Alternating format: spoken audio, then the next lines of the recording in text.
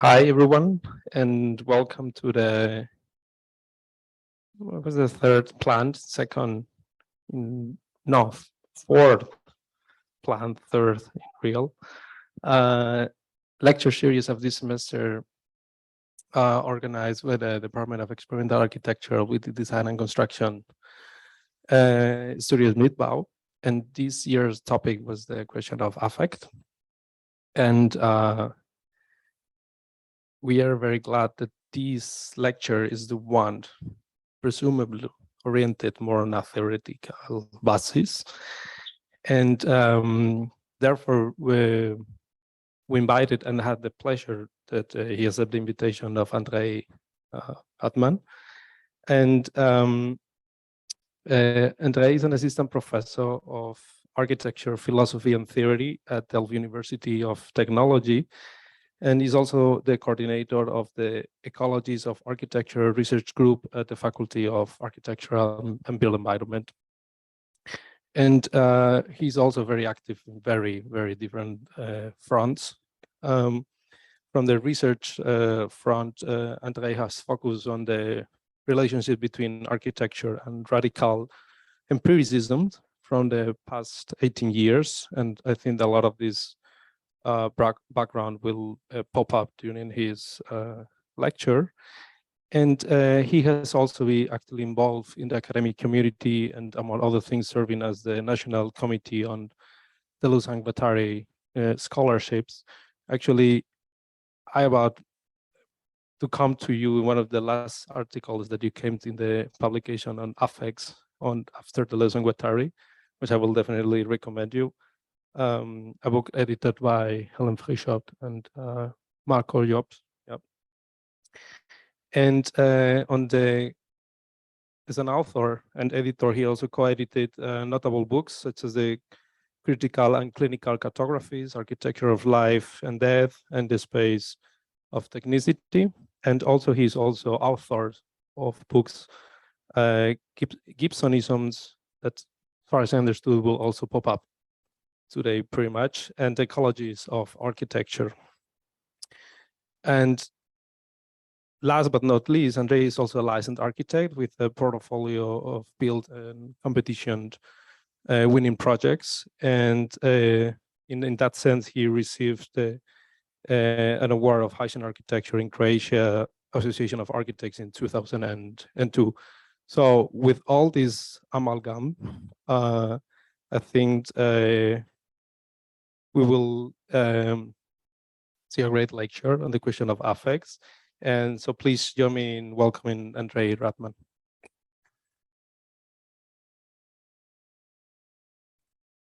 Thank you. Thank you very much. As I've announced to my colleagues already, I have this tendency to pack a lot into a single lecture, so please bear with me. I just want to mention that I will be publishing this in case you're interested in any of the things that popped up in the course of the next hour. I'll be happy to share with you a piece that I'm currently writing. I was checking the weather forecast, and this turns out to be the only rainy day. The rest of the week will be wonderful. So I don't know whether, I mean, this is bad news for me, but maybe this is my destiny. So I also want to say I have to stick to my writing because otherwise, if I go on a tangent, this will take forever. So, but I'll try to go slowly. So here we go. First, I want to thank Gonzalo and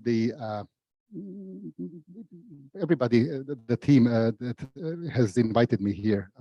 As I mentioned to the host, I have very fond memories of your university ever since 2012, when I presented at the conference called Intensive Thinking.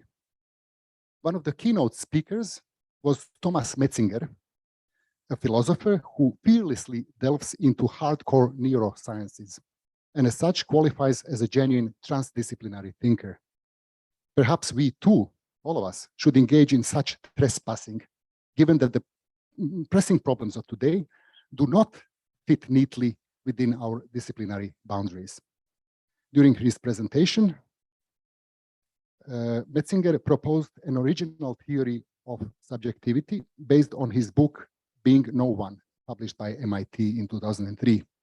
As you may infer from my title, I will also explore the concept of subjectification, albeit from a slightly different tradition.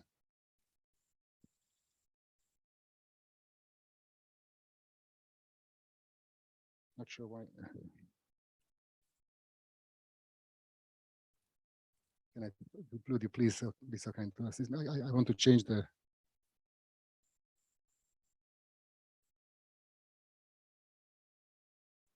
Yes, thank you. So I just pressed this one and it should work now. Thank you. Let us start by an epigraph by one of the champions of affect theory, Brian Massumi.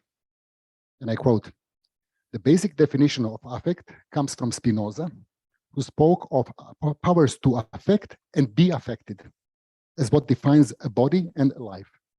A power to affect and be affected is a potential to move, act, perceive, and think, in a word, powers of existence. The to be affected part of the definition says that a body's powers of existence are irreducibly relational. They can only be expressed in dynamic relation with other bodies and elements of the environment. The power to affect and the power to be affected are inseparable. They are two sides of the same coin. They are reciprocals, growing and shrinking as a function of each other. So from the start, affect overspills the individual, tying its capacities to its relational entanglements with others and the outside. Affect is fundamentally transindividual," end quote. I have decided to contribute to your series not by posing the essentialist question of what affects are, for that would be not very interesting, but by focusing on what is it that they do. The short answer is that affect plays a significant role in the processes of subjectification, the process of how is it that we become subjects. I will be arguing that thought emerges involuntarily, provoked by asignifying, that is to say, non-linguistic science. But why would an architect be interested in something that at first glance appears unrelated to architecture? Well, that depends on how we define it. In any case, I follow those who consider architecture irreducible to structures. Instead, architecture is best approached in terms of operation, Simondonian term. Hence my title, Subjects as Effects of Affects. Architecture's primary function is the production of affect, which is not to be underestimated once we agree that thought does not originate in thinking. Something in the world forces us to think. This is a famous line from Difference and Repetition by Deleuze. From the outset, I must confess that I used to work as a practicing architect in my first life, as it were, but have since transitioned to theory. Even during my time as a designer, I was never convinced of reducing architecture to its ontic or manifest register. As time went on, I came to realize that my aversion to reductionist strategies and entailments of all kinds is precisely what the term ecology stands for: relationality and irreducibility. Unfortunately, this concept, the concept of ecology, has been associated with greenwashing recently and needs to be rescued from such idiocy. Inspired by my hero Felix Guattari, a militant psychoanalyst, I aim to argue for architecture's role in a non-human becoming of the human, not simply in the world, but with the world. This is a symbiotic idea that Haraway is promoting. What does this mean? It means that the experience of architecture and the built environment exceeds empirical conditions. It is prospective and not limited to what is presently visible to the eye. To paraphrase the radical empiricist William James, we are virtual knowers before we are actual ones. Affect, as the capacity to affect and be affected, differs from affection. How so? Precisely because it is not subjective. Interestingly, it is not objective either, or it is both at once. And this is how the founder of the School of Ecological Perception, James Jeremy Gibson, qualifies a related concept of affordance, defined as the potential for action available in our environment. The reason why affect, affordance, is not objectifiable or divisible is that it's relational. For those of us accustomed to representational thought, such a reversal where the relations are antecedent or exterior to their terms may be disorienting. However, if we continue to pursue the philosophy of access, how a fully constituted subject over here relates to the discrete object over there, we would perpetuate the fallacy of misplaced concreteness. As Deleuze put it, the opposite of the concrete is not the abstract, but the discrete. The word discrete, the word concrete has different etymology from discrete. Concrete comes from the Latin word meaning grown together, while discrete comes from separated. By placing the traditional pairing of concrete/abstract with the unconventional pairing of concrete/discrete, we can gain a new ethico-aesthetic perspective. Concretion involves material ethics that goes beyond dogmatic morality. According to Georges Canguilhem, life itself becomes a normative activity. Matter of re-evaluation of values continues, where normativity establishes rules that are only contingently obligatory. The world is not ontologically separated into discrete parts. It's not chunked. And there is nothing inherently necessary about it. Instead, it is continuously evolving along with its teleonomies and epistemologies. Karan Barad's neologism, ethico-onto-epistemology, was foreshadowed in the Simondonian formula: the knowledge of individuation is the individuation of knowledge. The Baradian entanglement of ethics, ontology, and epistemology may be complemented by Rosi Braidotti's hyphenation of zoe, geo, and techno as constitutive of modern human life.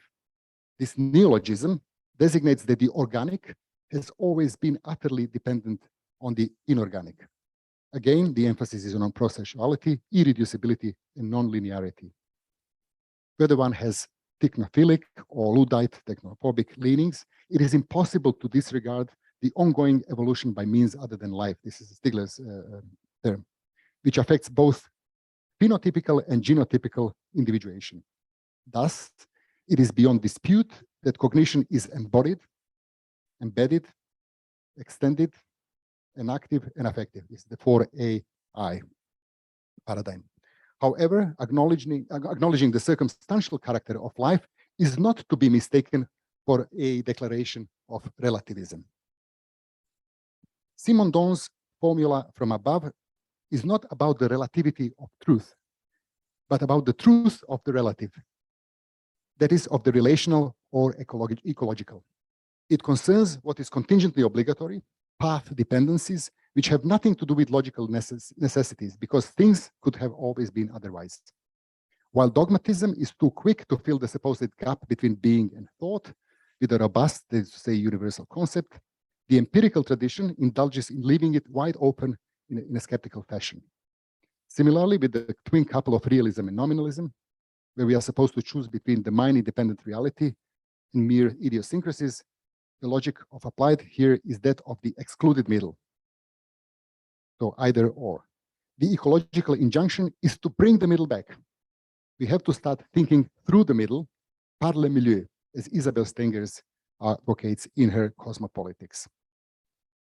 The concept of affect becomes crucial. To paraphrase Spinoza, we will never conclusively know what architecture can do. Such an open confession of ignorance liberates us from the hylomorphic approach, where the active force is meant to keep the passive matter in check without really checking on what's going on.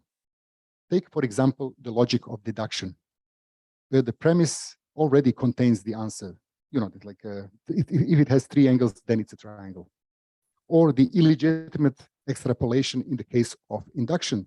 One rotten egg, two rotten eggs, presumably the rest of the package is filled with rotten eggs. It is only abduction in this sense that may be considered plastic enough to avoid the shackles of mechanicist technodeterminism and the organicist teleology.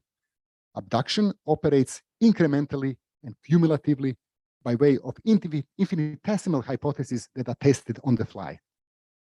Instead of maintaining a megalomaniac critical distance, a speculative pragmatist approach that I'm describing compels one to intervene into the causal fabric of reality so as to tease out salient points. There's no other viable way to distinguish between the necessary and the contingent, or between the ordinary and the singular.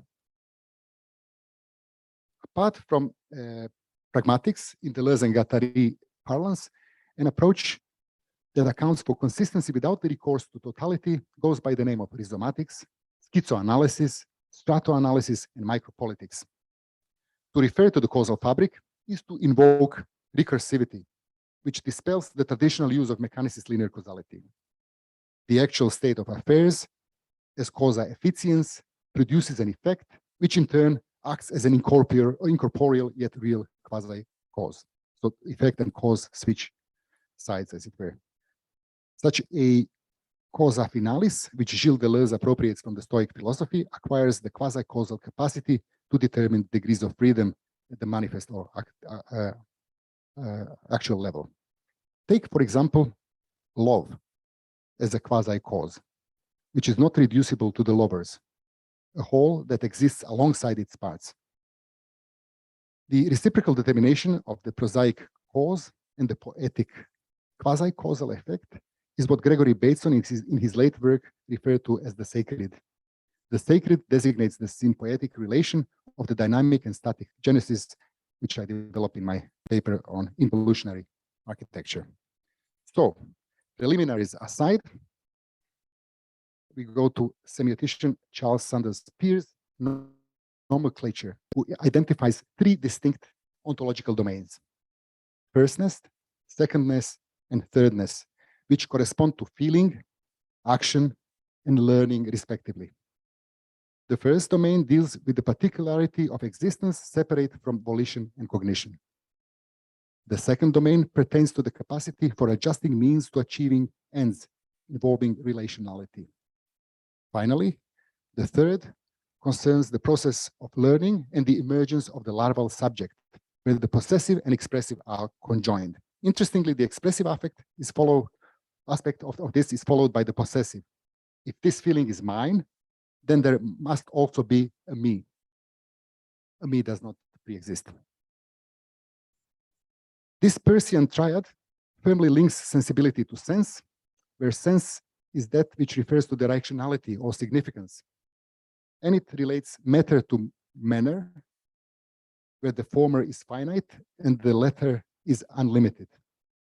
The apparent oxymoron of unlimited finity is also known as the superfold. The term designates the psychosocial individuation that goes beyond mere psychic individuation. Such transindividuation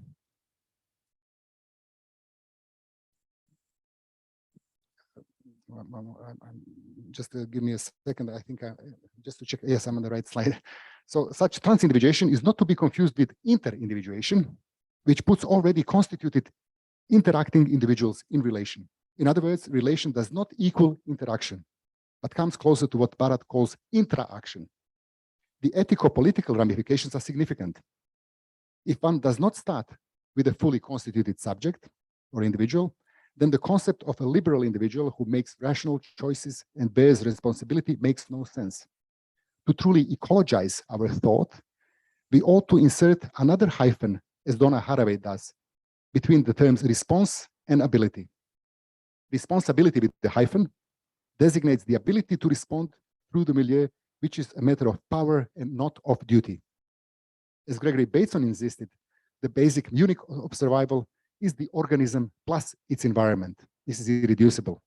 One cannot leave out the system within which an event is determined. Crucially, the boundary of the system does not coincide with that of the so-called self. This is a quote from Bateson. I quote, "Consider a man felling a tree with an axe. Each stroke of the axe is modified or corrected according to the shape of the cut face of the tree left by the previous stroke. This self-corrective, that is to say mental process, is brought about by a total system: tree, eyes, brain, muscles, axe, stroke, tree. And it is this total system, that has the characteristics of immanent mind. More correctly, we should spell the matter out as differences in tree, differences in retina, differences in brain, differences in muscles, differences in movement of axe, and differences in tree, etc. What is transmitted around the circuit is transforms of differences. And a difference that makes a difference is an idea or unit of information. But this is not how the average Occidental sees the event of tree felling, tree cutting. He says, I cut down the tree. And he even believes there is a delimited agent, the self, which performed a delimited purposive action upon a delimited object, end quote. Despite their remarkable ingenuity, neither James nor Peirce have managed to descend from a relatively high level of abstraction. Fortunately, their disciple J.J. Gibson did so. In this regard, we will now focus on his concepts developed in the ecological approach to visual perception, his last and most influential book, which challenges the traditional representational theory of perception. The hylomorphic formula, which renders an image utterly dependent on consciousness, had already been criticized by Henry Bergson. It qualifies as a theory of enrichment because it effectively relies on addition. The world would supposedly be completely unintelligible without the contribution of some sort of schema in Kantian mental category that serves as an ordering device, so something added. By contrast, Gibson's direct, non-representational perception relies on subtraction. Perception and matter differ only in degree. So don't ask what's inside your head, but rather what's your head inside of. In other words, there is always more to reality than in perception. And the milieu is itself sufficiently structured. So the real is not a formless chaotic swirl onto which structure must be imposed by cognitive processes.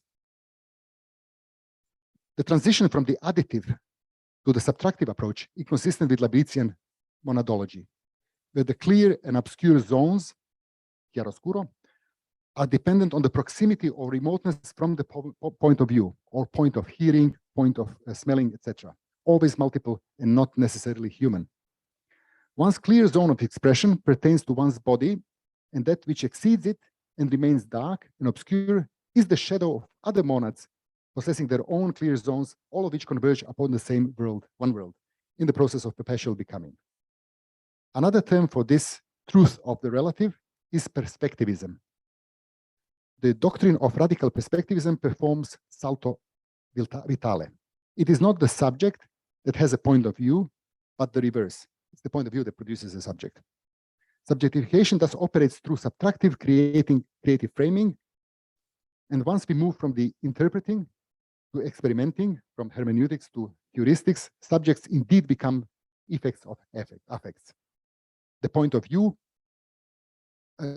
view are continuously individuating, and the variety increases as we move from inorganic, geo and organic zoe to the alloplastic technostrata. However, it is worth noting that these should not be considered as chronological stages, as this would be amount to some ridiculous cosmic evolutionism. Not surprisingly, given his ecological disposition, Gibson's three major concepts map onto Peirce's triad. These are ambient optic array, then the occluding edge, and finally affordance. So we go to the first one. With the concept of ambient optic array, Gibson established a key prerequisite for his theory of perception, which is unmediated and thus more than human.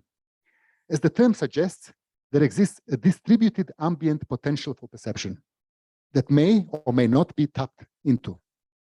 The intensity and structure of light at every potential view is a temporary resolution of multiple reverberation in the medium, as we see here. Ambient optic array is not a mental snapshot, but a real composition of relations of differential forces. Under ordinary circumstances, their back and forth becomes stable enough to reveal the layout of the surrounding surfaces. Life can be said to occur across and depend on surfaces, and is vastly ignorant of the so-called substances. The notion of environmentality signifies a post-Darwinian theory of sensibility, where the point of view itself evolves as a result of active redistribution of the sensible, to use Jacques Rancier's terminology. It is important to emphasize that the ambient array need not be limited to the visual mode, as I hinted at already. Gibson was strategically reductionist and fully aware of the potential for generalization of the concept to include other modalities, such as olfactory, auditory, gustatory, haptic, etc. In any case, optical information is picked up rather than processed. It involves the concurrent registration of both change and persistence, difference and repetition in the flow of structured stimulation. Perceptual systems resonate to environmental structure without incorporating physical properties of stimulus input. Once we replace the theory of physical causality by the theory of asignifying semiotics, nothing crosses the environment-body boundary. Information is available in the ambient energy flux rather than as signals in a bundle of nerve fibers, and it consists of invariants rather than forms. This means that the existential niche operates at a different order of analysis than the world of traditional physics. This is the holy grail of artificial intelligence, the distinction between the physical and the environmental. In contrast to the Cartesian Newtonian universe, where meaning is excluded from the world by definition, the environment is axiological through and through. In the Nietzschean tenor, the world value, there's no antonym, especially not in the world fact. Occluding edge. One of Gibson's most underrated concepts is occlusion, which is connected to Peircean secondness, in that it relates continuous modification and struggle. If the ambient optic array is the foundation of affect theory, then the occluding edge may be considered its ground. That which is temporarily concealed and that which is equally temporarily revealed are bound together by the most ephemeral and crucially reversible component, occlusion. Horizon is the occlusion of occlusions. This is a convincing example of the logic of the included middle, not excluded, included middle, as the occluding edge literally middles. In contrast to the scientific logic if-then, seeking universal concepts, we have here a speculative pragmatist tinkering based on what-if drift. The movement in the letter should not be mistaken for translation in a pre-established isotropic absolute space. Space is a mere container. The extensive space, with its denumerable dimensionality, is a derivative of the directional topological modulations. Radical empiricism holds that the relation, in this case occlusion, as the locus of transformation, is not only real, but also directly or really perceived. What is perceived cannot be thought of as analogous to a static image or form. This is a fallacy of retinalism, because the retina registers invariants of structures, not points of an image. Gibson knows that the images are not even necessary for perception or thought. It's rather controversial. This fact is clearly demonstrated by the perception of occlusion, that there is awareness of something in the environment, yet no qualitative content of being occluded. As Alva Noe spells out in the title of his influential book, Action in Perception, action, that is to say movement executed, and perception, movement received, cannot be thought of in isolation. What holds them together is the singular concept of secondness, where the singular is opposed to the universal, because each occlusion is structurally different, yet operationally homological or isomorphic. We perceive to act and act to perceive. But who is this we? Enters thirdness. Before we get any further, it is important to emphasize that the triad of firstness, secondness, and thirdness is irreducible and non-chronological. Thirdness is neither connective nor disjunctive, but conjunctive. Earlier, we defined affect as a shorthand for the capacity to affect and be affected, bringing it closer to close proximity with the concept of affordance. According to Gibson, affordance is neither objective nor subjective, embodying the logic of the included middle.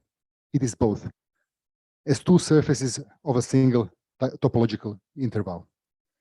Peirce connects thirdness to the interpretant's capacity to relate feeling and acting through learning.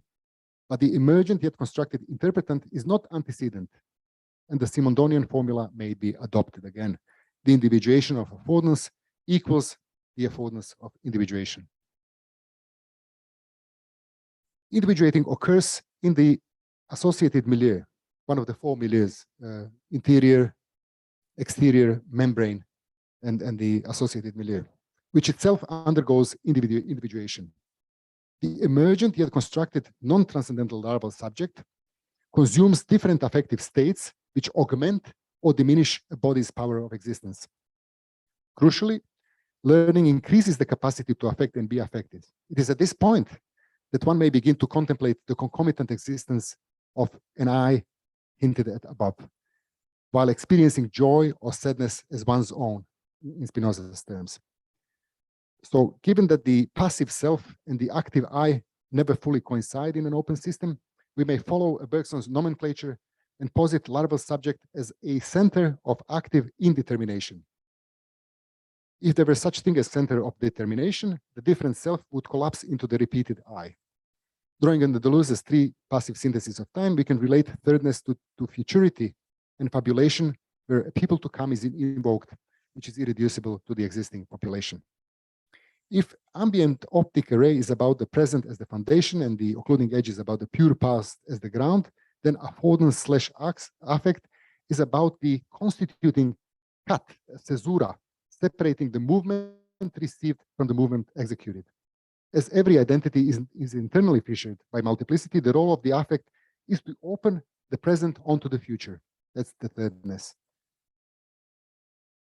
Onto contingency or grace, as opposed to gravity. Put simply, what philosophers call protension, Gibson calls perception of affordances. According to Simondon, there are different modes of individuation: physical individuation, vital, psychical, and psychosocial, each with specific capacities to handle information, defined, as we heard previously, as a difference that makes a difference by Bateson. These modes can be differentiated by degree of mnemonic detachability from the body proper. So the more exosomatized the memory, the more memory is taken out of the body, the greater the capacity to evolve alongside, in addition to the genetic line. Unlike its organic counterpart transmitted through filiation, so genes passed on from parents to their children, epigenetic memory is not arborescent, it's rhizomatic. It conjures up alliances that cut across ingrained categorizations in a transspatial fashion by way of static genesis, where time is no longer just a measurement of movement. Static genesis, as opposed to dynamic genesis, starts from virtuality, engendering all kinds of aberrant nuptials, such as the, one example is the rider stirrup horse assemblage, which runs across all three strata mentioned above. So you put together a rider, put it on a horse, on a ground, steered by the stirrup mechanism, and you get yourself a completely new assemblage. The emergent machinic phylum, which was not meant to be, reverses the subordination of time to movement. When multiple epigenetics accumulate, a new epiphylogenetic memory emerges. According to Bernard Stiegler, an epoch arises from the way in which the new regime gives rise to collective memory, opening up new collective affects. Architecture and the built environment, which are too often reduced to their symbolic dimension, are an example of such transgenerational tertiary memory. This is an architecture as a capture of forces, not as representation or imitation of nature. If psychic individuation is strictly speaking a matter of individualization, epiphylogenetic memory, this third memory, due to its relative autonomy, becomes a major vehicle of transindividuation, where a non-originally and non-phenomenological I and the non-socio-deterministic we are entangled or invented simultaneously, I and we. Once again, affect is not personal, it is not affection, but a would-be affection, dwelling in the sensory motor interval, just as transindividuation occupies the caesura between reactions and actions. While the classical period distinguishes between the perfect essences and the imperfect appearances, as emanations, phenomenology, middle column, displaces this mutually exclusive pair with that of phenomena on the one side and the conditions of their apparitions on the other. Prior to Kant, the subject was made to revolve around the object, and his self-proclaimed Copernican revolution reverses it by making the object revolve around the subject. The logical foundation marks the critical turn, which with its inquiries into the conditions of possibility via representation, generic preconditions of possibility. However, to become a cosmic artisan, in Deleuze and Guattari's sense, one must let go of the possible, which is only retroactive hypostatization, and turn towards real genesis, from the generic to the genetic movement. In that sense, generalization do not explain anything, but must be explained themselves. This is why we cannot begin with the subject as a given substance, but must engage in the ontocartography of how the given is given. Every time we encounter a generalization of any kind, it is necessary to map its formal consistency and the operations of powers that enables it to pretend to universality. Mapping differs from tracing because it operates on the level of tendencies, opening a way to intuiting long-term capacities. This comprises an apprenticeship in priming, a complex existential posture that prepares for the possibility of both non-conscious awareness and conscious elaboration. One must be effectively attuned to the event in its singularities. Simply being woke is insufficient, as reacting is just a contrary way of being constrained by that which one is reacting against. In contrast to the classical period and phenomenology, the first two columns, which with their respective disjunctive conjunctive couplings, the neo-materialist couple of the virtual and the actual is non-representational. That is to say that actual terms do not resemble the singularities they incarnate or express. What connects the two uneven domains is the ontogenetic process of progressive differentiation or transduction, which falls out of phase even with itself. Acknowledging the vital asymmetry between means recognizing that the determination always exceeds empirical conditions, as the content is too big for the expression. Capacities, of course, do depend on properties, but they cannot be reduced to them. By contrast to politics with a capital P as power over, potestas, acting politically does not capture powers of existence, but becomes their autonomous expression, which is participatory, that is to say, dynamically entangled with the outside. As Masumi emphasizes, affect is essentially in experiencing the political as power to, so not power over, but power to, potentia. But this does not make it a personal experience. Making the political personal would simply mean, would be like putting the cart of subject before the horse of affect. Subjectification as a process is machinic, and individuation is a genuine creation where asymmetry is preserved because the actual never fully exhausts the virtual. Therefore, the self is but an asymptotic limit, just like the other two transcendent illusions of the world and God. The subject is not the cause, but an effect of affect, defined as a non-human becoming of the human. Quentin Meillassoux distinguishes between active and reactive subjects. You see it on this picture, regarding the associated milieu. The active subject gradually increases the porosity of the membrane that regulates exchanges between the interior and exterior, past and future, while reactive subject or reactive or reactionary subject eventually shuts itself off from the world. We describe this in the book that was mentioned in the introduction, Architecture of Life and Death. Now, at the risk of a performative paradox, because I've been trying to convince you that the subject is secondary to the point of view, let's imagine a scenario where you encounter something truly ambiguous. Imagine coming across an object that cannot be readily classified into a known category. I was fortunate enough to have had such an encounter. While idly strolling in the park, I stumbled upon an alien object in the form of a nearly perfect spherical shape, a few centimeters across, with a relatively smooth and uniform surface that did not reflect any light. After a while, I realized it was just an unfamiliar mushroom. But how exactly did I figure it out? I recall moving around it intuitively and eventually poking it carefully with my foot to test its weight, resilience, and even seeking to provoke possible responses. My behavior was like that staged by Kubrick in the famous encounter with the monolith in his 2001 Space Odyssey. Like the proto-humans, I was actually and unwittingly weighing the affect, which always cuts both ways. I was acting to perceive and perceiving to act, turning myself into a tool and an instrument simultaneously. Regarding their power to quality, so not power over, but power to, it would not be unreasonable then to consider my actions as political. Although some may disapprove of this assertion, I see it as a problem of granularity as related to complexity, as a continuous reevaluation of value.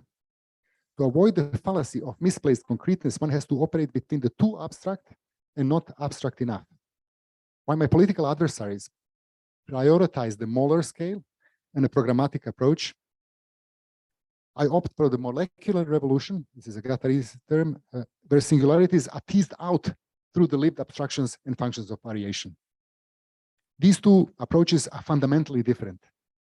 One is characterized by moralistic messianism, exemplified by Lefebvre's advocacy for the right to the city, while the other is ethico-aesthetic and transductive. To paraphrase the filmmaker Jean-Luc Godard, the objective is not to create a just city, but to just create a city. It is not a matter of morality, but of perception itself, of becoming, as Deleuze explains in Negotiation. I quote, "The just ideas are always those to conform to accepted meanings or established percepts. They're always ideas that conform something, even if this something is in the future, even if it's the future of the revolution.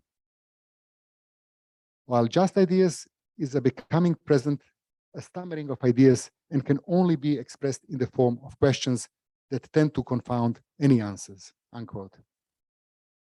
I will conclude with a triadic diagram featuring what Marcel Mauss referred to as the gift exchange system, involving giving, receiving, and returning from his gift economy. If the ambient optic array is given as the two juxtaposed patterns, the occluding edge will be rendered sensible or received through self-induced optical flow, and the returning will comprise of the augmenting or diminishing powers of action via affordance and affect. This last part offers a tangible example of a pedagogy of the senses that demonstrates a mutual reciprocity of the Gibsonian triad. The reciprocal but asymmetrical determination of giving/feeling, receiving/action, and returning/learning is what causes the ratcheting of effect, the path dependency. So consider the three seemingly identical optic arrays pictured as two surfaces, textures as they usually are in the environment. Every forward locomotion of a point of view will inevitably produce a looming effect. The self-induced optical flow will reveal a continuous transformation of patterns both within and without and outside the occluding edge. The resultant speeds and slownesses catalyze affect, which renders indiscernible the onto power of flow and the generic power point of view. This is the point where nomadology meets monadology. It is less a question of extending monad's clarified region than of developing its power of action through speculative pragmatist knowledge, whose definitive characteristic is selectivity, or, as I said, subtractive operation of vital framing, which ignores anything that is not of interest in the Umwelt.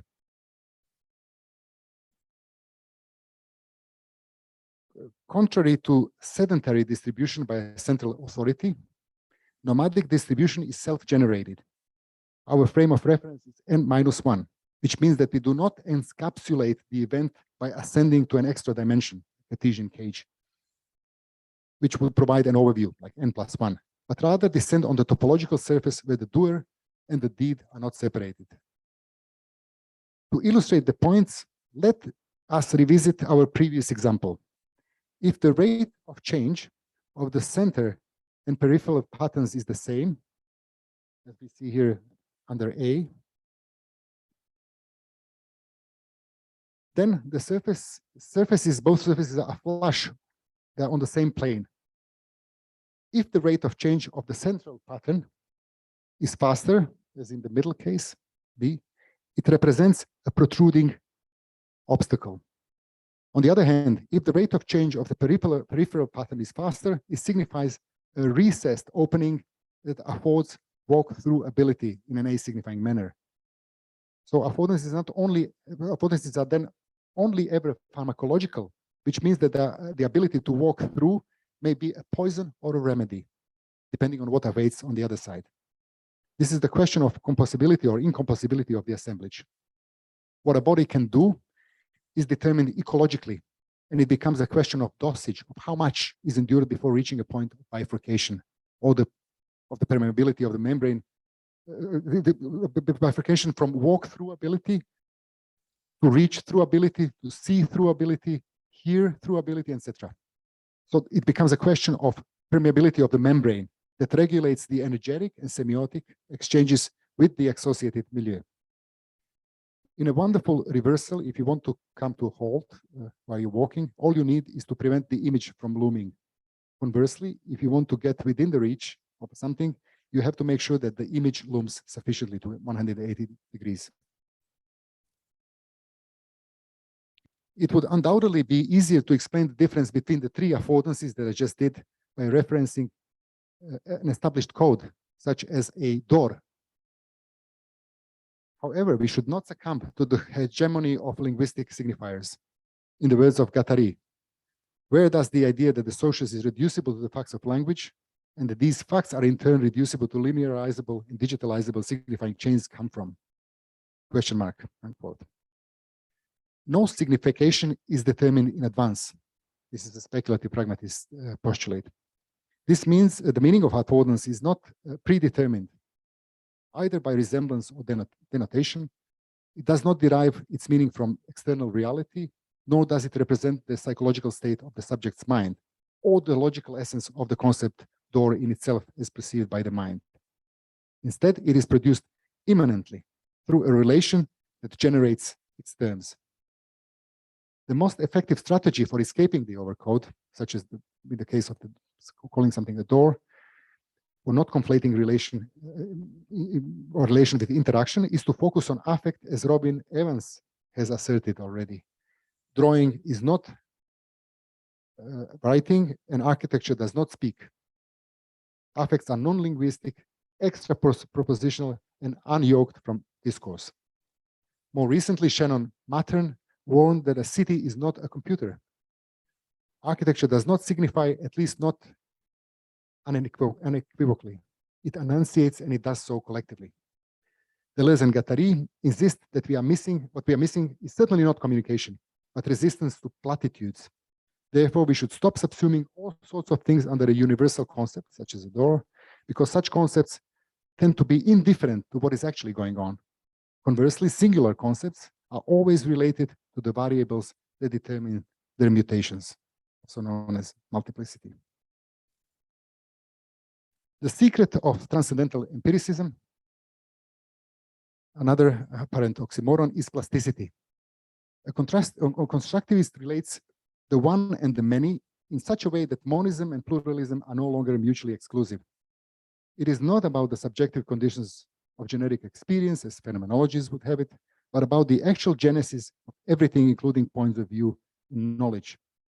Everything starts from the sensible, but thought must be extended beyond the sensible to the potential for difference that enables both sentience and sapience.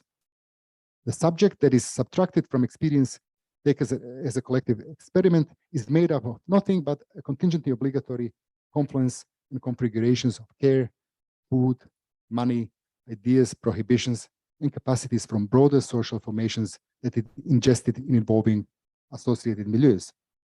This is what is meant by the pedagogy of the senses, and why the concept of affordance is indispensable if we are to live towards the future transindividually, that is to say, in excess of the navel-gazing personhood.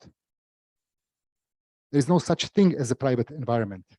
While memories may feel individual, they are retained collectively, forming transgenerational knowledge that stabilizes the conditions of life.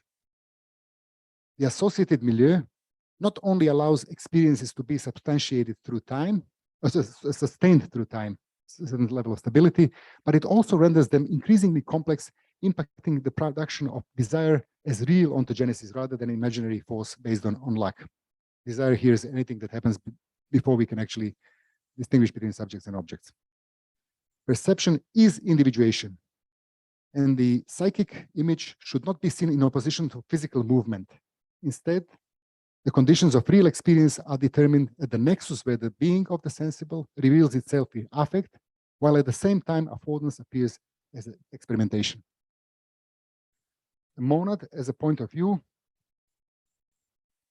is defined by its perceptions and appetitions, that is to say, by experiences and desire. When we understand our faculties as being social and not just psychic, we see that affordance as the evaluation of power is not simply a matter of identifying objects and uses, chunking. Instead, it becomes a bearer of non-Darwinian selection processes where technodiversity is just as important as biodiversity. Stigler's notion of the proletarization of the senses highlights the danger of a single cultural industry, Adorno's term, dominating the production of affect, which can have a profound impact on our perception and desires. To counteract this, Deleuze and Guattari argue for a focus on difference, which they considered as originary rather than on opposition. If the Leibnizian cogitata comes prior to the Cartesian cogito, then difference and not opposition is thought before we even think of ourselves as the subject of that thinking. In this context, architecture is not simply a static background against which life takes place, but becomes actively explicated, complicated, and implicated in the very capacity of bodies. It is no wonder that Deleuze and Guattari conclude how art begins not with flesh, but with the house. Thank you very much for your attention.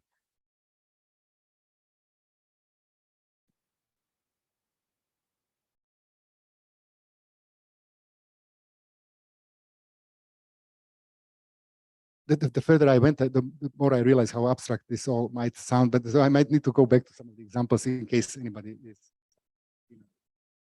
Thanks for the lecture. I just turn out the light so you can see each other's face.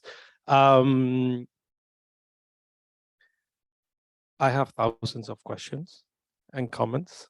So if there's no immediate one, is there? I give you time for thinking, and then I start. Just also to contextualize the discussion or try to engage also students, and you also put you in the situation, at least for the people that are doing bachelor with us, we approach the course by what we call space autre from Foucault.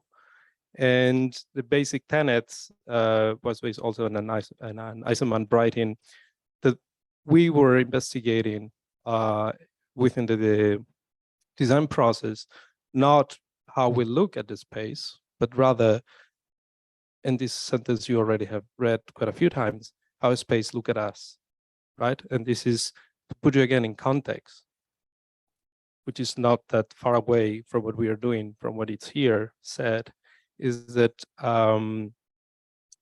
how we are not always in a centralized position as a human, right? Whatever we call it, architect, whatever we call it, subject, whatever we call it, user. Yeah. So whatever you understand it right now or not, you are doing this to some extent. Okay. Yes, to ground it.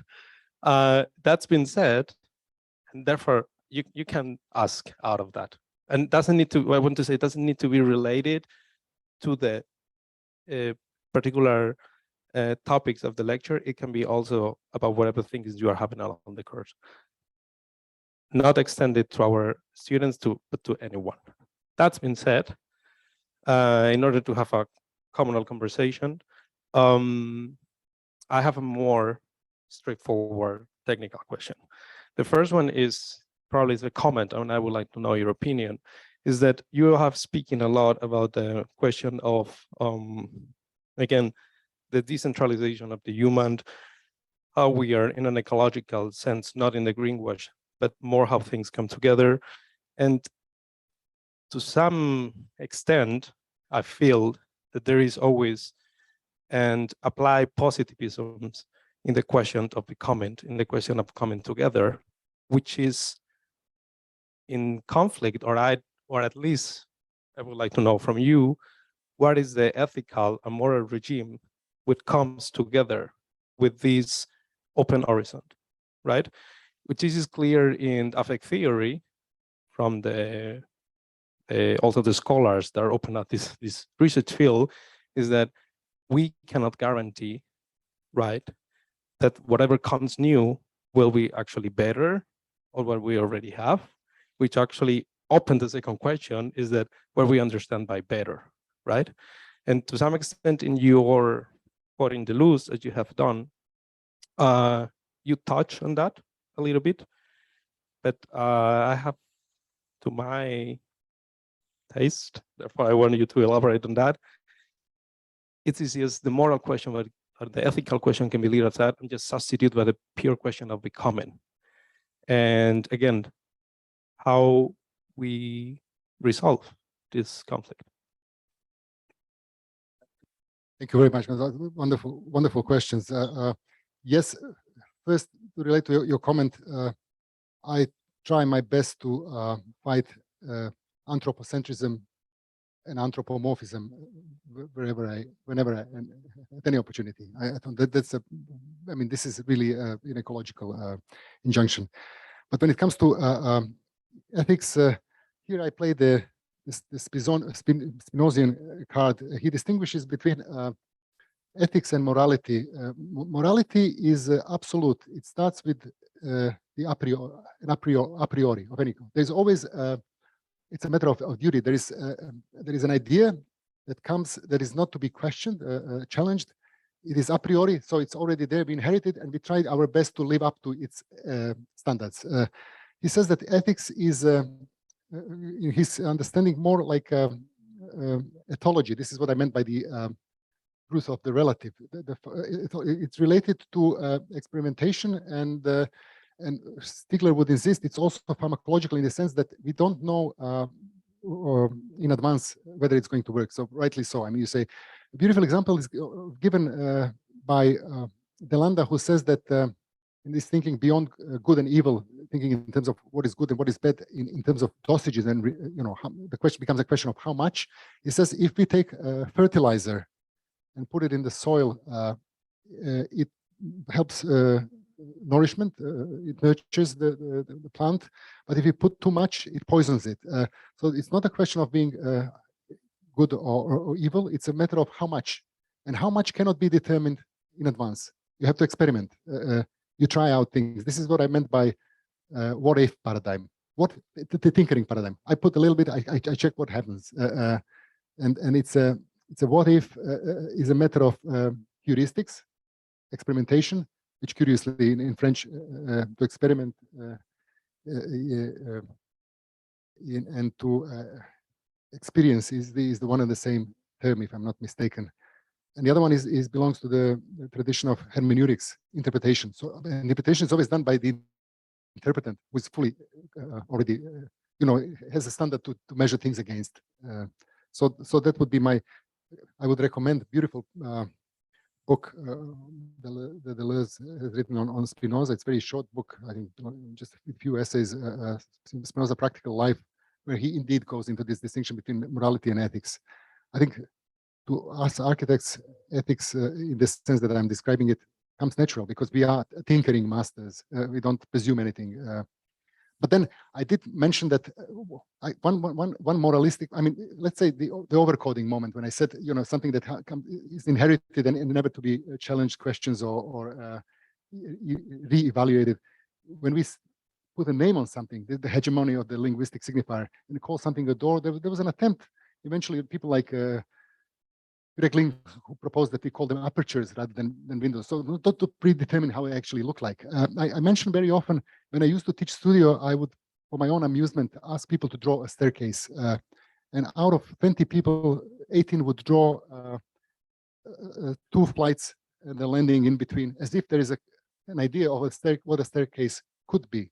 I think if we approach it from the point of view of affect and affordance, capacity to affect and be affected, then you don't, it's an image without a thought. You don't have in advance an idea what a staircase might look like. You think in terms of powers and not distributions and forces, how to bridge two levels. And that's why I think in my pedagogical work, this is why I was so drawn to the wonderful concept of affordance, if you think about it. And I think it's maybe appropriate to say, instead of designing a chair and going to a library to see whatever chair has been designed before and how to imperfect it, or start from another point of view of what would be the best way to think in terms of structural integrity or whatnot, to think about the affordance. What is it the chair has to do? It has to sustain weight, and then whose weight? And then you are compelled to think ethically, that is to say relationally, and you can't take sides. You start from the middle. You really start middling, and eventually there will be something that we can point to and give a name to. But as an effect, rather than as a, it will be a derivative of the relation, rather than the relata that is already, as it were,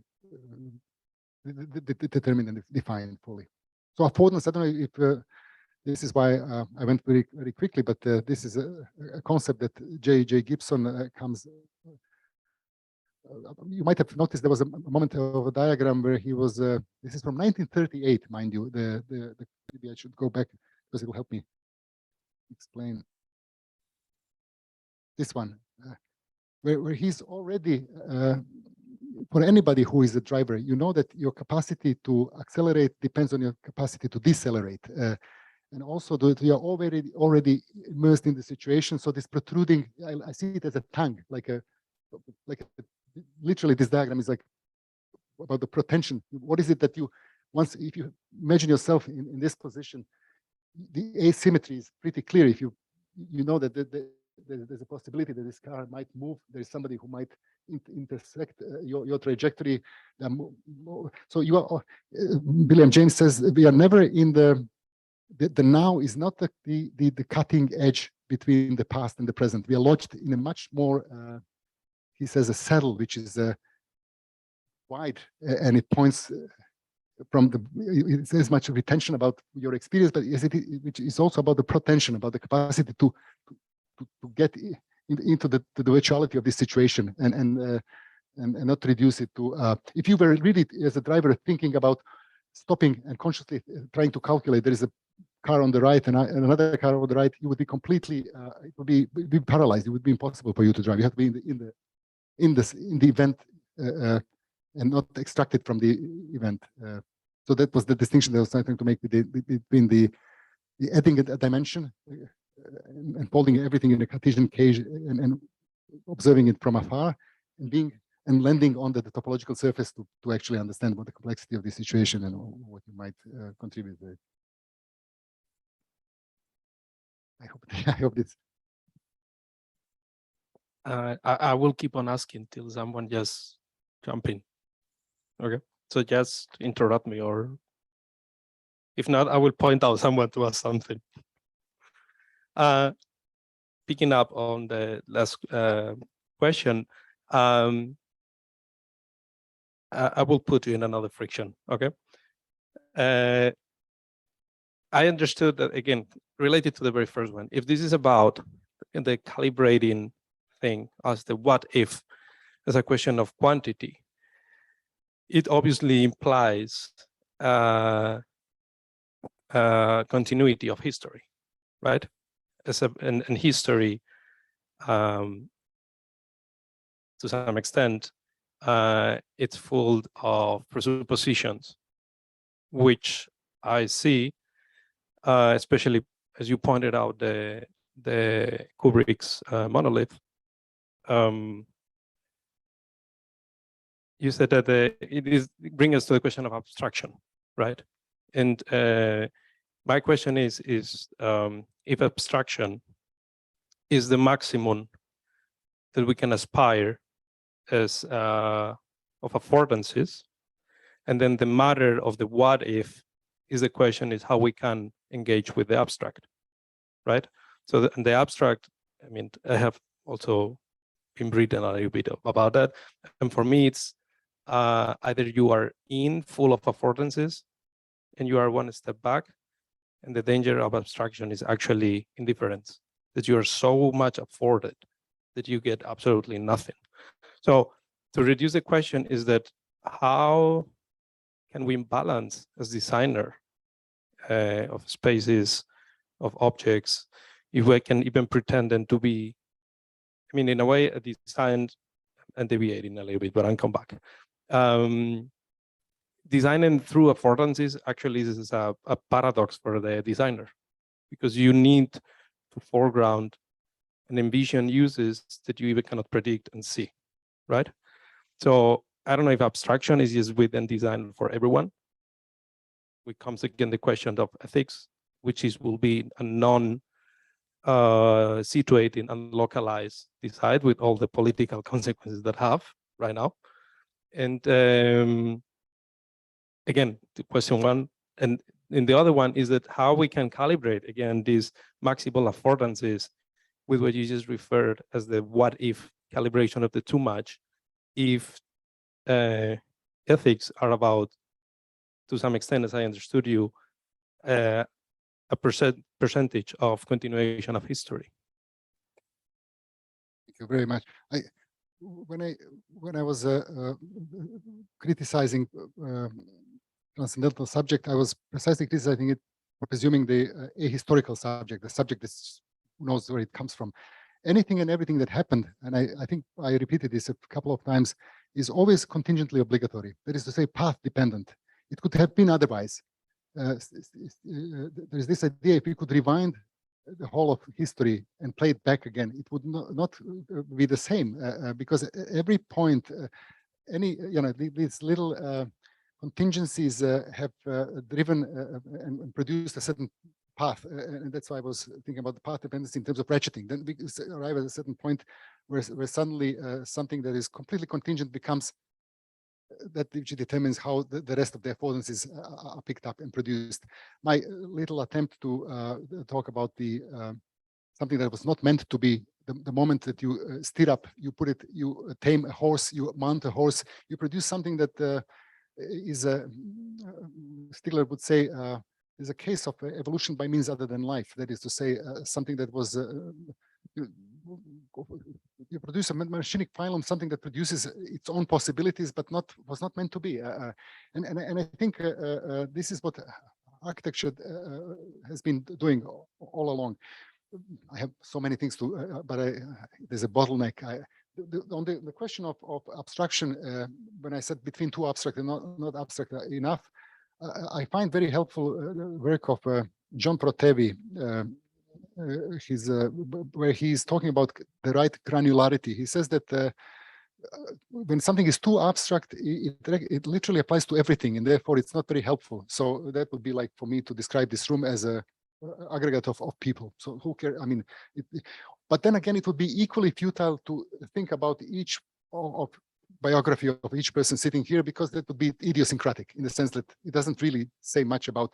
So to find the right granularity, I think, is a good term between too abstract and abstract enough is an ongoing concern. And I think, I guess, this is why my kind of monadological lesson comes in. There is something that, everything hinges on this idea of the body. When I was talking about the proximity to the body itself, I was also there is what is unclear to you. There is some other body in whose gravity something else becomes clear. So I think this is again a critique of anthropocentrism. We have to have the capacity of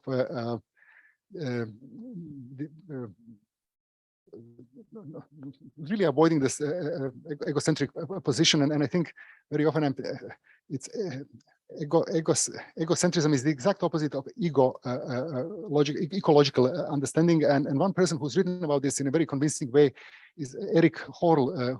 His book a few years ago, Generalized ecology, where he has asked a lot of authors to indeed ponder on the questions that you're raising. But maybe if I, in a roundabout way, go here to explain this idea of things that were not meant to be. At one point, I went all too quickly to say that it's about the degree of detachability of memory. So you have this kind of genetic memory which is passed on from parents through DNA to their offspring. That's one line. But then you have also something that I refer to as epigenetic memory, namely, language, which is now something that is not passed on in transgenerational terms. In this kind of physical way, it's out of that filiation line. But then I was also trying to argue that architecture, because it accumulates and it does not, and it's completely exosomatized. It's not part of our body. It's out there, and it has a certain resilience. It's a monument by virtue of the fact that it does not need any scaffolding. It just stays. We die, the cities stay. We are born into cities. It's a third kind of memory that produces a completely different sense of time. So in this sense, you could see that between the stimulus and the response, between the input and the output, when it comes to simple animals such as snakes, they don't have much choice. You step on a snake, it bites you. There is no interval between the stimulus and the response. They almost come together. It's automatism. When it comes to cat, and there is a beautiful essay that Gregory Bateson has written about this, he says the cat's nip is not it's not a bite. So the cat has the capacity to insert the interval between the stimulus and the response because it can understand the concept of play. Play is what if. It's not really you step on me, I bite you. It's like I'm pretending to bite you. I'm not really biting you. It's a nip.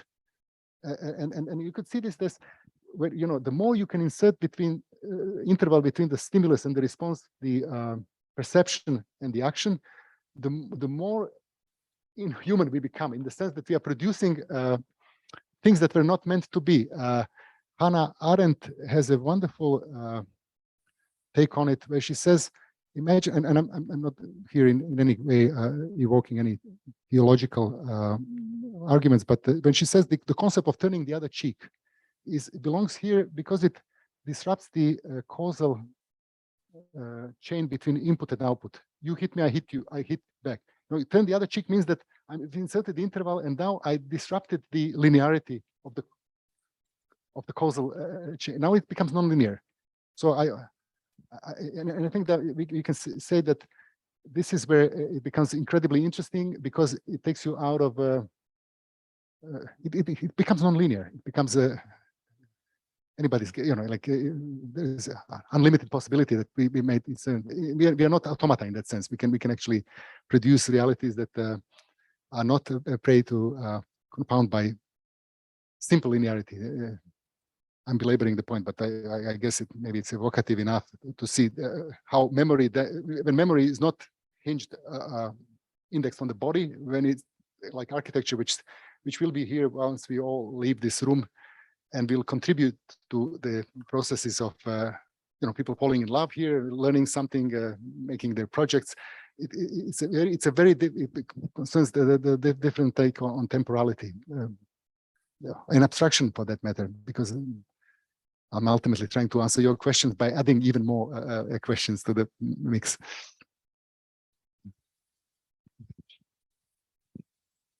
You are stretching or has a question?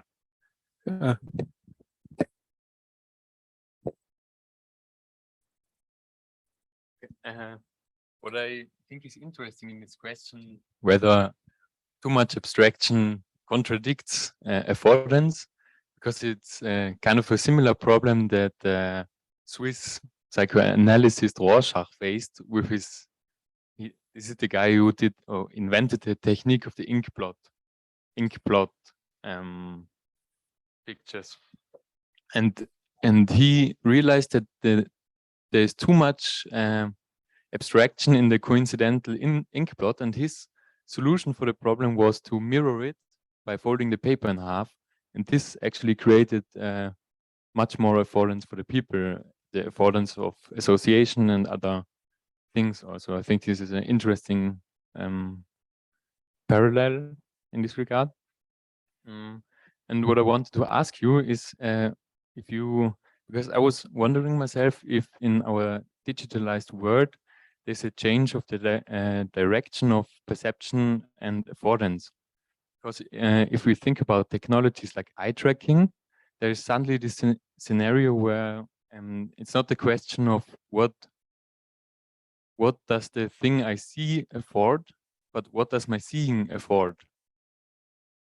I think this already existed since ever, but now it doesn't require another animal, right?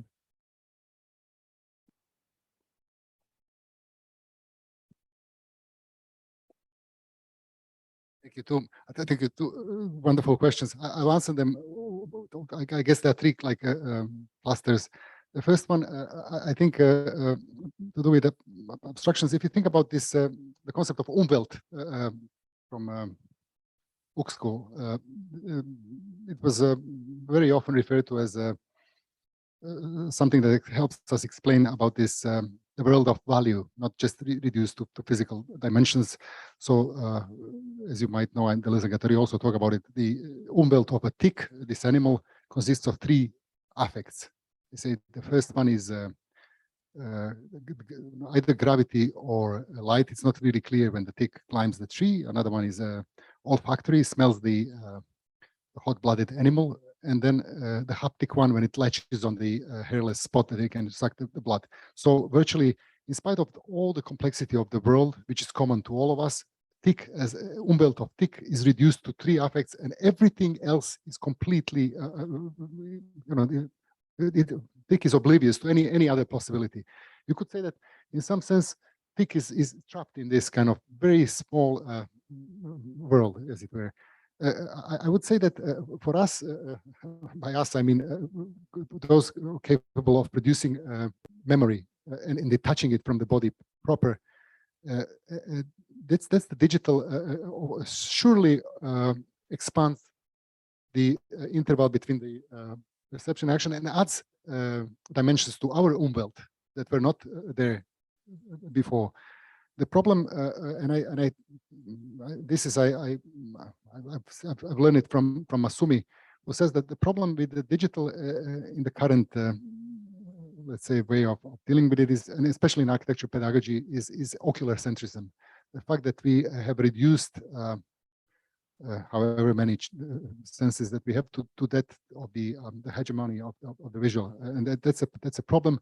We have tried to counter this at TU Delft by inviting people to indeed consider, space of olfactory spaces. So they do projects to do with anything but just the visual.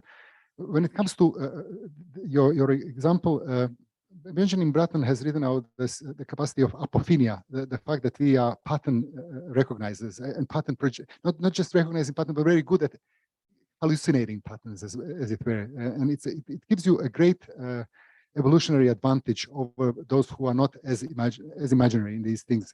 And he gives an anecdotal proof. He says, imagine two guys a million years ago, and one of them says, I think I've seen a tiger, and the other one says, no, it's the one who projects, hallucinates things, has greater chances of passing on their genes, because there might be indeed be a tiger there.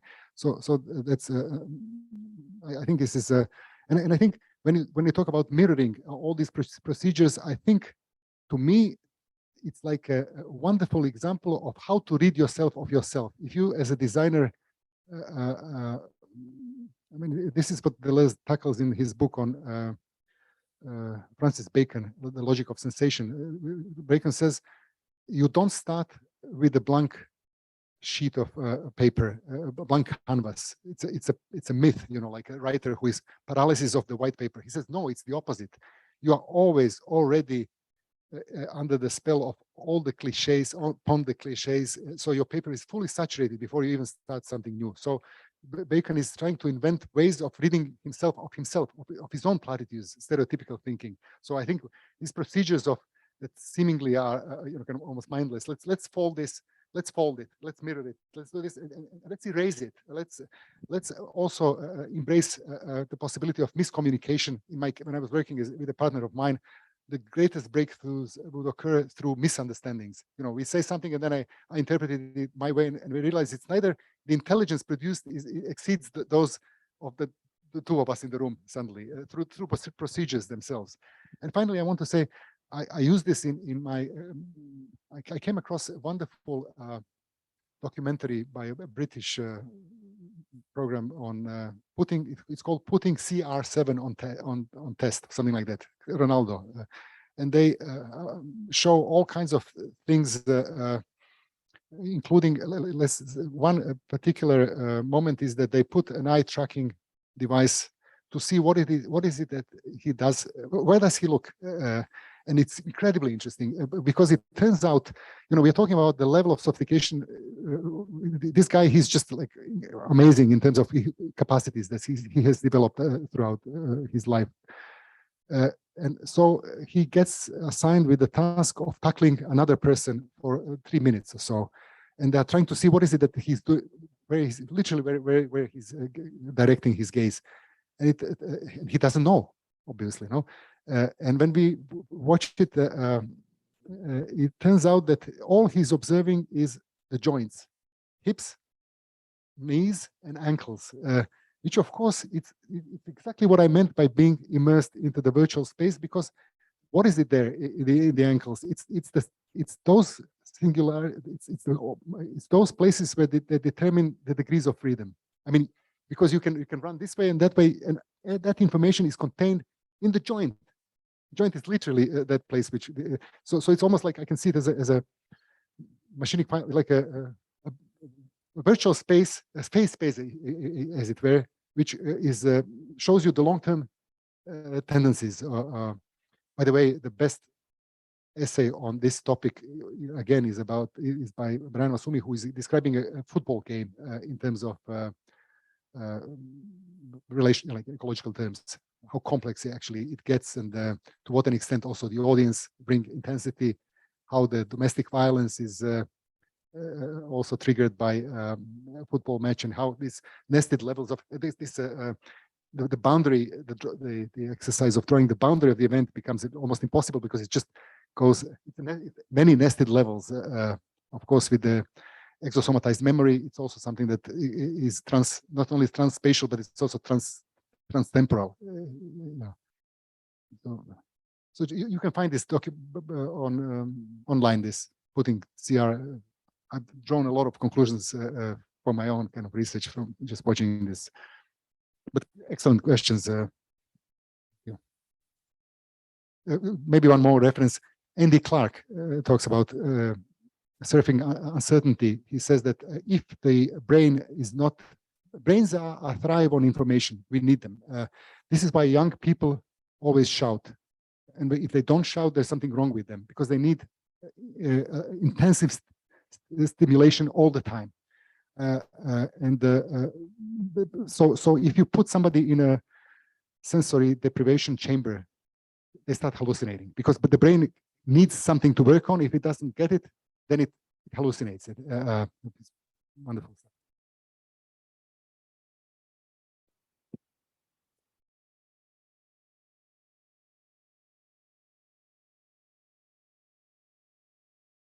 Hi. So I actually have two questions. The first one is, what do you think about the fact that seems to be pretty ironic to me, that whenever me as a student, if I start to do a design process, or I think, or I act, whatever, and I try to do it in a non-egocentric way, I can try as hard as I want, and I would always do it in an egocentric way in some sort of sentence. So my question is, what do you think about this? What's the name of that? Yeah, it's an endless game, kind of. And the second question is if you have any hint about that, like how we can try to really do and think things in a non-egocentric way.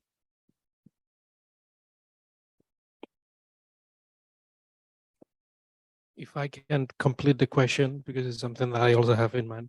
When you speak about the Batterson's acts, a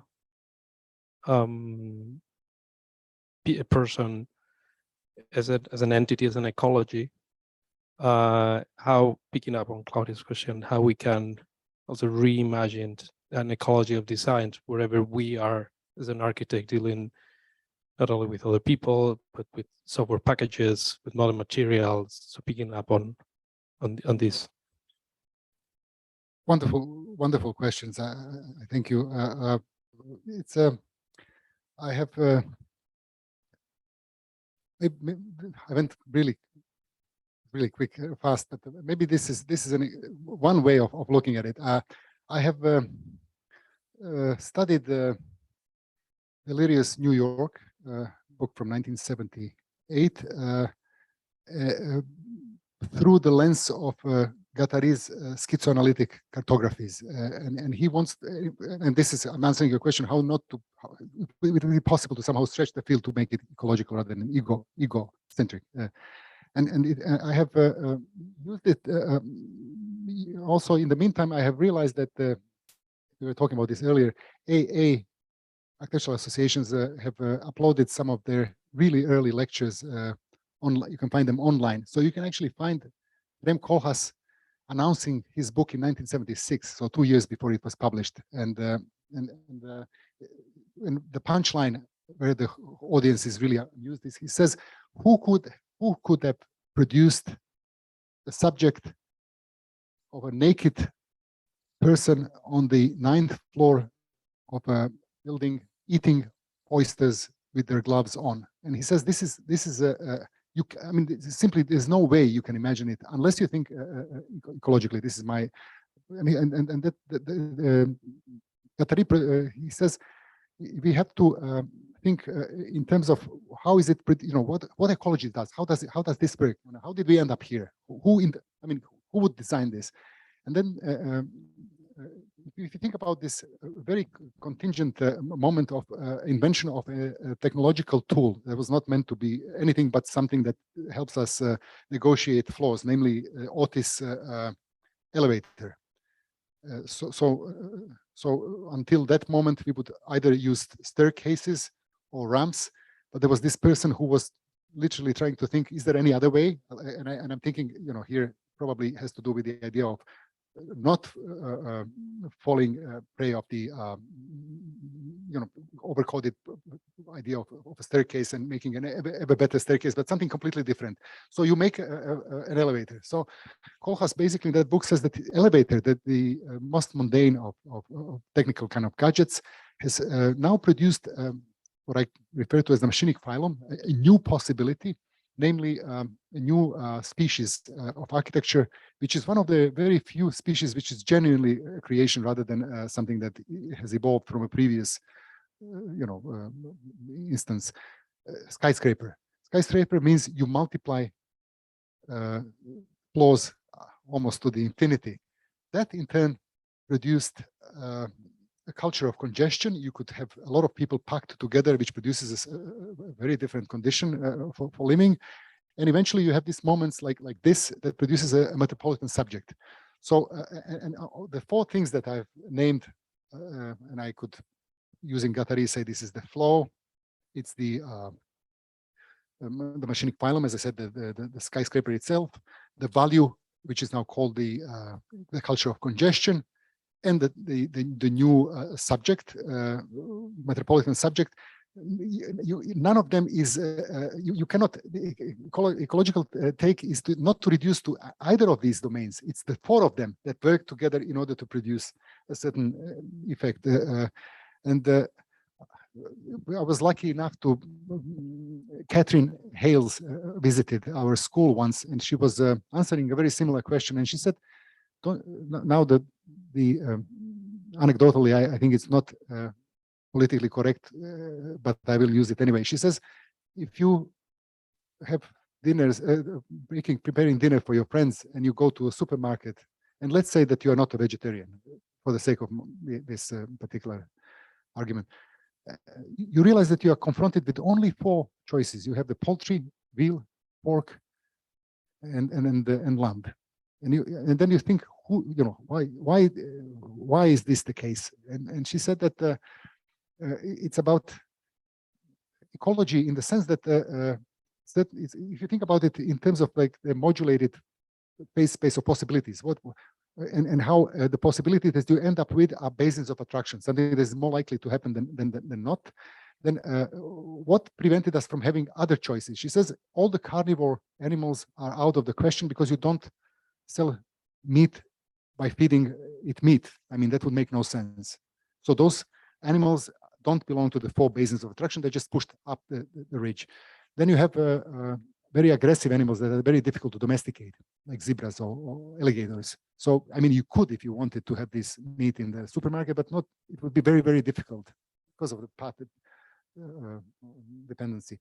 Then you have all those kind of social, religious codes, kosher stuff, halal, which again is something that determines what is more likely to happen or not. And then you start to modulate this field, and you realize that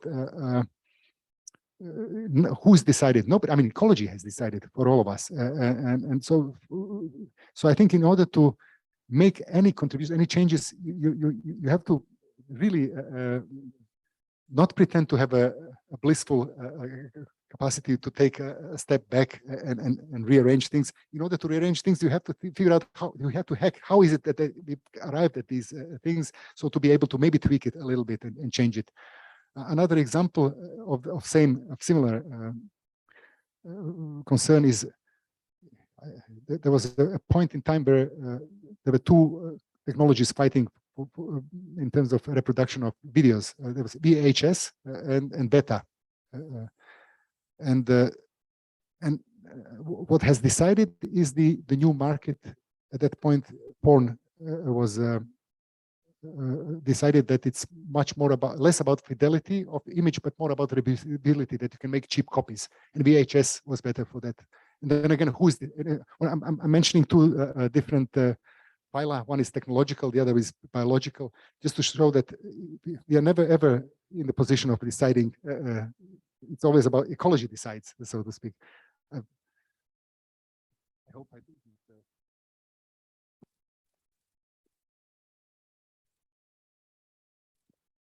Hello. I have a question, but I'm not convinced it's entirely relevant. So I apologize if it's not, or if it's I don't know.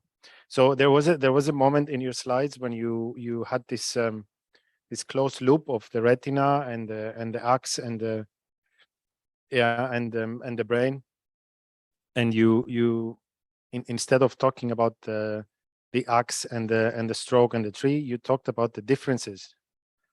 And I didn't really understand that. So maybe my question comes from a useless abstraction. So I just made my own assumptions. But this, if you can explain after my question, what exactly did you mean by differences? And I think this this notion of differences was also referred further down your presentation at some other slides as well. But it just reminded me of how in digital media, how video compression works. So I don't know if you know about motion compensation and the system after 2000, basically 2000, I think late 90s, beginning of 2000. The problem with storing movies in digital media was that the frame rate is too high. Like per second, you have at least 40 or sometimes 60 frames per second. So you have to save every one until the invention of MPEG and DVEX or all these, which basically they all use the same compression method, which is motion compensation, which basically the computer saves not every frame, but it saves the differences between the next frame and the previous frame. And it actually tries to calculate the motion of the camera to understand. So basically, if you compare 2 frames, and there are only 2 people moving in the frame and everything else is still, then you can reduce the size of storage by down to 5%. And I thought of that in comparison of how our brain works. So in relation to architecture, if you have a very complex, and what you said before, that the brain needs to be stimulated, otherwise it starts to hallucinating. And I think at some point also you mentioned ephemeral memory or peripheral memory. I'm not sure, but in relation to that, if you have a very complex building or architecture product or geometry, it stimulates the brain. And it's just an assumption, and I want your answer. It might be the case that the way our brain works in comparison to the compression method as well, it might be easier to store and remember a more complex geometry than a repetitive, simple geometry that requires that, although you will make the assumption that it's easier to reproduce, because it doesn't stimulate the brain, it just never gets stored. So I don't know if that's relevant to the idea also how the building looks back to us. But... Wonderful, good question, wonderful. I'll go one by one. This is taken from an essay by Gregory Bateson from Self-Theory of Alcoholism of all the people. It's in the book Steps to the Ecology of Mind or something like that. And he wants to say, here he comes up with something that provides a truly helpful definition of what information is in a non-Shannon waiver, not information theory terms. And I mentioned it twice, but I went too quickly. So what he says is that for him, information is a difference that makes a difference. To me, that's the most beautiful definition there is. So it's a difference that makes a difference, which means that we don't know in advance what is necessary and what is contingent, because necessary can become contingent and contingent can become necessary. So it's measured by its effect. And effect in Deleuze and Guattari is again a definition of what a sign is. Sign is sign by virtue of having an effect. So the information and sign is, I mean, architecture is all about that, the difference that makes a difference. So I'm completely on the same page with you. When it comes to my hero Gibson, I've written a PhD on the topic. He insists, and this is a very peculiar person who, one of very few intellectuals or academics who says that, he was honest enough to say, I have contributed to the muddle. First part of my career, I've contributed to the quagmire because I didn't realize how easy that perception actually works. It's only at the point he was drafted by the army, the Second World War, as a psychologist, to figure out, is there a way to train pilots to land planes in a short space of time?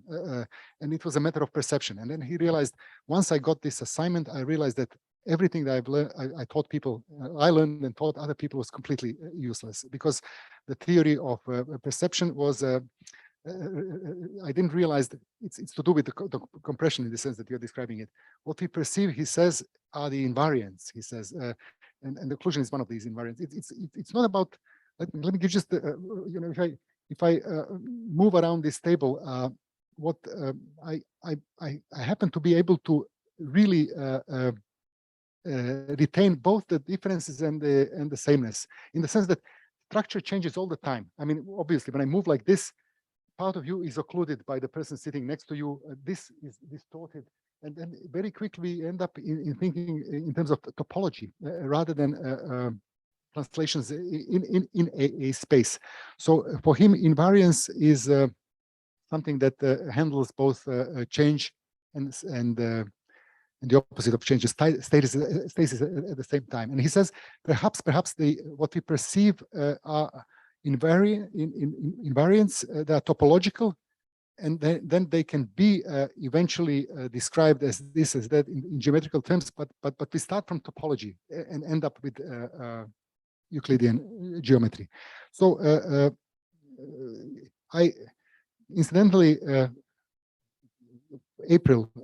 late April, we were contacted by Neil Leach. You might know him. He has this doctoral consortium, and he's been asking people to contribute to the series that tries to tackle, to see how is it that philosophy helps architecture. I was always interested in the opposite. How is it that architecture can actually help philosophers? And I think this is a perfect case with your compression, what you're describing as compression. And I contributed by on the topic of Bergson. And Bergson, I think, is one of those people that I strongly recommend. It sounds like auto promotion, but in this lecture it's online. I'm talking about what might be the difference between his. I don't know if you're familiar with this his cone of pure perception that he talks about. The idea is that we are not retaining everything and anything. We are retaining. There is a way of. Like pure memory also contains things that have never been experienced, but it's about this getting to grips with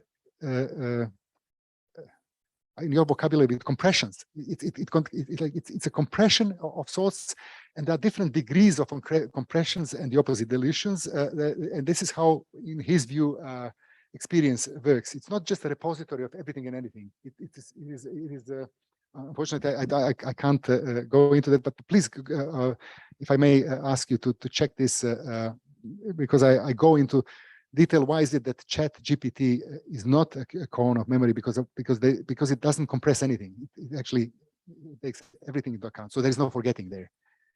Forgetting, I think, is another way of one more thing, if I may. Deleuze in the cinema books tackles this thing, which he says that Muybridge, the photographer who took this, and also Murray, they were interested in, he calls it any space whatever. So coming to an event without any presuppositions. So not anymore about the privileged position of taking a picture of something, but about abstraction as a function of variation. You let a horse run and you take snapshots, and only that allows you to tease out, to distinguish between the singular and the ordinary points. You realize there is a point where all the four hoofs are off the ground. You also realize that the style of locomotion changes. There is a bifurcation between walking and trotting and galloping, and it occurs at a particular point in time. That you cannot know it unless you go with this idea of abstraction as a function of variation, where you take any image whatsoever, any space whatsoever they call it, and then only then do you extract salient points that are points where, like with the water, when you heat the water and then it becomes from liquid to gaseous and so on. These are, and maybe this is an example that I always use it because I think it's so evocative. It comes from Delanda. He says that, you know, universal concepts is like the boiling point. If you think about it, is not universal because it's always different depending on where you take the measure. So in the Netherlands, it's 100 degrees. Here, I suppose we are higher, so the boiling point is lower. So it's a singular point by virtue of it. There's always the moment where it goes from one state to another, yet it's different depending on the what is it that forms the space, which determines the moments of bifurcations. So all this, I mean to say, is that the ecological way of looking at things allows you to think about, and it goes back to what you were talking about, to be to once and for all forget, generalization really don't explain anything. Any generalization that we have arrived at has to be explained. Why is it that we call ourselves subjects? Why is it that we call architecture, skyscraper? We have to think in genealogical terms to think how is it that we have arrived at something that now we point to and call this and that. So it's cultivating this idea of always kind of think in terms of the whole, how has it come to be, and rather than what it looks like or what we have inherited from before. But excellent question. Maybe I have one more. I'm not very digital. I mean, I have, when I did write about these things, I have also, at one point I told you that the ambient optic array that I was trying to describe is that every point there is a stability because all the surfaces reflect and they cancel each other out to a certain extent. So if I move forward, I put my eye in another place where it's slightly different. So the structure is determined by all the reverberation. So there is a stability. And at the point, I can't reproduce it here, but you might know what I'm talking about.